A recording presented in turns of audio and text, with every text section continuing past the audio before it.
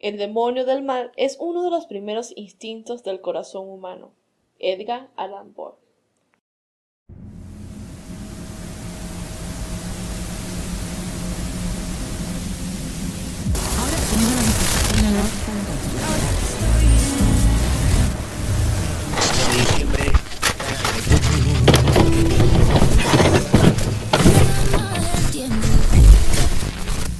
Obvio, Lucila. Cuando pensamos en asesinos en serie, lo primero que pensamos es que alguien que está de mal de la cabeza. Un monstruo que es terriblemente organizado, que sigue un patrón para cazar a sus víctimas, sin sentir ningún arrepentimiento. Pero ¿qué pasa cuando aquellos patrones son irregulares o simplemente no existe patrón? Algunos no dejan ni siquiera una pista, dejando así a los criminales en plena libertad, sin temor alguno, paseando por donde vivimos, jugando en los parques, mientras da a la casa de su nueva víctima. Como un lobo con sed de sangre disfrazado de oveja entre el rebaño. Ricardo Leiva Muñoz Ramírez, o mejor conocido como The Night Stalker o el acosador nocturno, fue un asesino en serie estadounidense que mató a 14 personas en la ciudad de Los Ángeles entre 1984 y 1985, apodado así por la misma prensa. Y este, señores, es nuestro tema de hoy. Soy Alison Smith y mi fiel compañero José. Hola, ¿cómo están todos? Soy José y esto es el Club del Miedo. Nació el 29 de febrero de 1960. Creció en una familia disfuncional en El Paso, Texas, Estados Unidos. De familia migrante mexicana, vivió lidiando con los abusos por parte de su padre en un ambiente realmente insano para el crecimiento de un joven. Mike, conocido como Miguel Ramírez, su primo y veterano de guerra, le enseñaba fotos donde se podía observar violaciones, torturas y cuerpos mutilados por la guerra de Vietnam. Esto solamente pavimentó el camino del joven, a un camino lleno de locura e intoxicación. Un dato interesante es que Mike asesinó a su esposa de un tiro. Dicen que la sangre de la mujer salpicó en la cara de Ramírez. Puede que esto haya sido una de las cosas que le haya despertado su sed de sangre. Mike no fue preso, ya que dijeron que había sido por problemas mentales, más que todo por estrés postraumático de la guerra, y solo duró 4 años en una institución mental. Siendo tan solo un niño, sufrió un golpe bastante fuerte en la cabeza, causándole ataques epilépticos e irónicamente causándole un miedo a la muerte, y dicho temor lo superó con las constantes visitas al cementerio, lo cual hizo que se le romantizara la muerte. En la adolescencia se vio envuelto en un grupo de satanismo, lo cual más tarde diría que a la hora de los asesinatos una fuerza maligna lo poseía brindándole fuerza para cometer tales crímenes, dejando así símbolos satánicos que figuraban en las escenas de los crímenes. Pero la verdadera pesadilla sería cuando se mudara a Los Ángeles, donde se dio a conocer sus 14 víctimas, 14 allanamientos de morada, felaciones forzadas, 9 violaciones de los cuales 3 fueron unas menores de edad, y 5 intentos de asesinato, 4 actos de sodomía, 2 secuestros y 5 robos. Ramírez tenía tan solo 24 años cuando comenzó sus asesinatos. Su modus operandi oscilaba entre el asesinar de manera organizada sin dejar pista y matar sin cuidado, creyéndose amparado por Satanás, dibujando signos satánicos en las paredes, comiendo en la casa de sus víctimas, robándole el dinero que llevaban encima y dejando las armas homicidas en el lugar del crimen. Su juego preferido era salir a cazar, acompañado con un Walkman. Al principio solo golpeaba y violaba, dejando incluso a la mayoría de sus víctimas con vida, pero después se hizo más sádico. Por ejemplo, mataba a los hombres, violaba a las parejas de ellos y después las mataba, con excepción de 2 casos. Vamos a hablar ahora sobre las víctimas. El primer asesinato. Faltaba poco tiempo para que Ramírez progresara y pasara del robo a la violencia. Su primer asesinato conocido ocurrió el 28 de junio de 1984. Tras consumir cocaína, salió de la casa, tomó el auto y se detuvo afuera de una vivienda ubicada en la calle Glaze Park. Allí vivía una anciana de 79 años llamada Jenny Banker. El asesino entró por una ventana, atacó a la mujer, la agredió sexualmente y la apuñaló en múltiples ocasiones. Su segundo asesinato se basó en sus siguientes víctimas, que llegaron el 17 de marzo de 1985. Ramírez se dirigió a la casa de una joven de 22 años llamada María Hernández. La chica vivía con una compañera de nombre Dale Okazaki.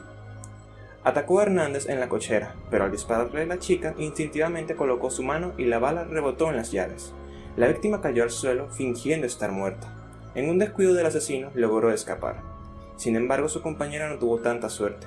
Al escuchar el disparo, Okazaki se escondió, pero en un momento se asomó a su escondite y el asesino la vio y acabó con su vida. Para aquel momento ya había despertado completamente el monstruo que habitaba dentro de él. No satisfecho con aquel ataque, esa misma noche asesinó de un disparo a Silent June. Hablemos del asesinato del matrimonio Zazara. Con tan solo 10 días del ataque, el 27 de marzo, Ramírez asesinó al matrimonio. Se trataba de Vincent Zazara, un inmigrante italiano de 64 años, dueño de una pizzería, y su esposa Maxine, de 44 años, tal como solía hacerlo con los hombres, fue asesinado primero de un disparo. Luego se tomó su tiempo con la mujer. Primero la atacó sexualmente y posteriormente la apuñaló hasta la muerte. Pero no conforme con ello, Ramírez la torturó sacándole los ojos. Años después, aseguraría con desdén que la víctima se encontraba viva después de lo ocurrido. Para ese momento, las autoridades ya habían puesto en marcha una operación policial a gran escala. Sin embargo, la investigación no dio frutos. El problema radicaba en que el asesino realmente no tenía ningún patrón. A veces robaba a sus víctimas, otras veces les disparaba y también les apuñalaba. Hablemos sobre el asesinato de William y Lily Doyle. En abril de 1985 volvió a atacar. Sus víctimas fueron William y Lily, una pareja de ancianos de 66 y 63 años. Ramírez irrumpió en la casa y le disparó al hombre. Enseguida subió a la habitación donde se encontraba la esposa gritando. La amenazó y la golpeó. La llevó hasta donde se encontraba el marido agonizando para que lo viera. Posteriormente le obligó a que le entregara dinero y las joyas. La llevó nuevamente a la habitación donde la desvistió y salvajemente la violó. Gravemente herido, William Doyle pudo ya haber llamado al 911, aunque no pudo decirles nada. Aún así, el servicio de emergencia fue capaz de rastrear la llamada. Al cabo de un rato, llegó la policía y una ambulancia, pero para ese entonces el asesino ya había escapado. El hombre no sobrevivió, pero sí su mujer. Bien pudo dar la descripción de su atacante. Hablemos de las otras víctimas, que es la comunidad de Los Ángeles, que estaba completamente alarmada. Había una especie de histeria colectiva, proporcionada en parte por la difusión en la prensa. Un mes después del ataque de los esposos Doyle, el 26 de mayo, Ramírez ingresó a la casa de Margaret Keller, de 83 años, y Wolfred Blanche, de 80 años. Atacó salvajemente a Malvina con un martillo mientras dormía. Hizo lo mismo con Wolfred, a quien además lo golpeó también y la violó. Fueron encontradas un par de días después. Solo una logró sobrevivir. Un día después, Ramírez encontró otra víctima. Se trataba de Ruth Wilson, que tenía un hijo de 12 años. El asesino rompió una ventana de la casa para entrar.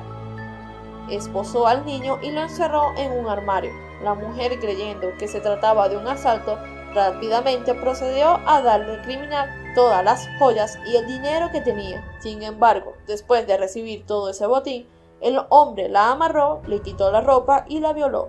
Afortunadamente para Wilson, Ramírez le dejó con vida. Esta fue quizás el principio del fin del asesino, ya que con la descripción de esta mujer se logró hacer el primer retrato criminal. Durante los siguientes 6 meses, el número de víctimas aumentó. Había entonces una docena de personas que habían sido robadas, atacadas física y sexualmente, con indicios, además de prácticas de rituales satánicos. Pero la constante presión mediática y la policía ayudaba por las descripciones fotográficas de las víctimas que habían sobrevivido. Obligó a Ramírez a abandonar Los Ángeles en agosto. Se mudó a San Francisco y allí provocó unas nuevas víctimas. Hablemos sobre menciones de Ramírez en la cultura general. La primera película en capitalizar el caso de Richard Ramírez fue The Night Stalker, en 1986, un clon de Harry el Sucio, con Charles Napier como un detective que da caza a un asesino de prostitutas. El villano, aunque está inspirado en Ramírez, se llama Chuck Summers y es interpretado por Robert Siddart, famoso por ser el antagonista de la trilogía Maniac Cop. Mahon Search for the Night Stalker, de 1989. Es una película televisada que trata sobre las investigaciones de los crímenes de Ramírez y su posterior captura. Gregory Cruz interpretaba el papel del asesino. En 1960 se rodó La Noche del Diablo, un tráiler de terror con Lou Diamond Phillips y Jeff Korber como el asesino. La película trata sobre un policía que captura el asesino del Pentágono, quien, tras morir ejecutado, vuelve a la vida y posee a personas para acabar con el policía que lo llevó a la muerte. En el 2002 se estrenó The Night Stalker, El Maníaco, un film de bajo presupuesto escrito y dirigido por Chris Fisher, basados libremente en los asesinatos de Richard Ramírez. Este se llama como simplemente The Night Stalker en la película y es encarnado por Bert Roberts. El personaje de Richard Ramírez aparece en el cuarto episodio, The Devil's Night, de la serie American Horror Story, Odell, en 2015. También vuelve a aparecer en la novena temporada de la misma, que se titula American Horror Story 1984, como parte del elenco principal. En diciembre de 2020, Netflix da a conocer el tráiler del documental The Night Stalker, The Hunter for Serial Killer, estrenado el 13 de enero del 2021. Pero no solo en películas, sino que también podemos escuchar del asesino en algunas canciones. La canción The Night Stalker del grupo mexicano de death metal Inception está basada en los asesinatos cometidos por él. Tiggy Ramírez, el nombre artístico del actual bajista de la banda Marilyn Manson, cuyo nombre real es Jordan Weiss, es una combinación del nombre del modo Tiggy y el apellido del asesino serial.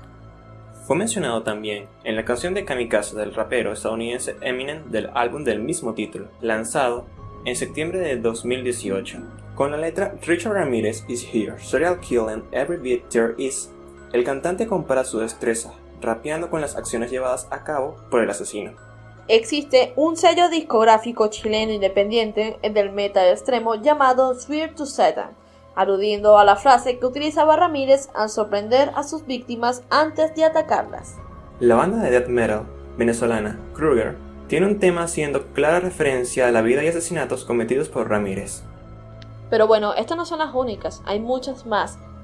Bueno, empecemos ahora con los arrestos y condenas. El fin de Ramírez llegaría a su siguiente ataque el 24 de agosto de 1985. Atacó a William Cars y a su novia. El hombre lo hirió gravemente de un disparo y luego buscó a la chica. Tras desnudarla, comenzó a violarla. Posteriormente, la amenazó con el arma, pero decidió no matarla, y la joven llamó al 911. Un vecino que había visto el vehículo del asesino le pareció sospechoso y anotó el número de la matrícula. Al día siguiente le dio los datos a la policía. Las autoridades ubicaron el vehículo, pero no al criminal. En el análisis de las huellas, finalmente pudieron darle rostro y nombre al acosador nocturno. Al buscar en sus bases de datos, descubrieron a Richard Ramírez, informaron a los medios de comunicación y esto se difundió con una fotografía del asesino. El regreso a Los Ángeles y la detención. El 31 de agosto de 1985, el criminal decidió regresar a Los Ángeles en autobús. No tenía ni idea de que había sido identificado por la policía, así que estaba completamente desprevenido. Aunque la estación de autobuses estaba llena de policías, pudo lograr escapar, pero en la calle pronto fue reconocido por las personas. Enseguida entendió que había sido descubierto y al sentirse acorralado intentó robar un auto, pero no lo logró. Fue linchado en plena calle, pero la policía intervino. Tras su detención, Ramírez aseguró que no era el asesino e hizo todo lo posible para retrasar el juicio. Inicialmente fue acusado de 14 asesinatos y 31 delitos asociados a su matanza. Sin embargo, debido a que cambió de abogado en varias ocasiones y el hecho de que sus crímenes habían sido en varios lugares, le trajo problemas de jurisdicción y algunos de los cargos fueron rechazados para acelerar el proceso. Ahora hablemos de la sentencia. Casi 3 años después de su detención, el 22 de julio de 1988, comenzó el proceso para seleccionar el jurado. El caso tomó un año completo debido a que la cantidad de testigos y evidencia que había. Finalmente fue sentenciado a 19 penas de muerte el 7 de noviembre de 1989. Fue recluido en la prisión de San Quentin en California, pero el asesino no murió por su condena, falleció a causa de una insuficiencia hepática el 7 de junio del 2013 a los 53 años de edad, habiendo ya pasado 23 años desde que fue condenado a muerte. Pero hablemos también del perfil psicológico de Ramírez. Durante el juicio, la defensa trató de que se considerara a Ramírez como una persona mentalmente perturbada. Sin embargo, esto no sirvió para evitar su condena. Los psicólogos indicaron que el criminal no encajaba en el grupo de los asesinos normales. Y es que sabía bien que se había tenido una niñez y una adolescencia problemática, no seguía un patrón específico, sus víctimas eran de ambos sexos, de diferentes razas y edades. Bueno, esto fue todo el video por hoy. Espero que les haya gustado. Suscribirse a mi canal de YouTube. Salgo como Alison Sniff. Comenten y compartan con sus amigos. Y recuerden apoyar el podcast Club del Miedo. Si quieren apoyar para que podamos seguir trabajando más rápido, guiño guiño. Abajo en la descripción le dejamos varios enlaces. Sin más que decir, recuerden que a veces la realidad supera la ficción.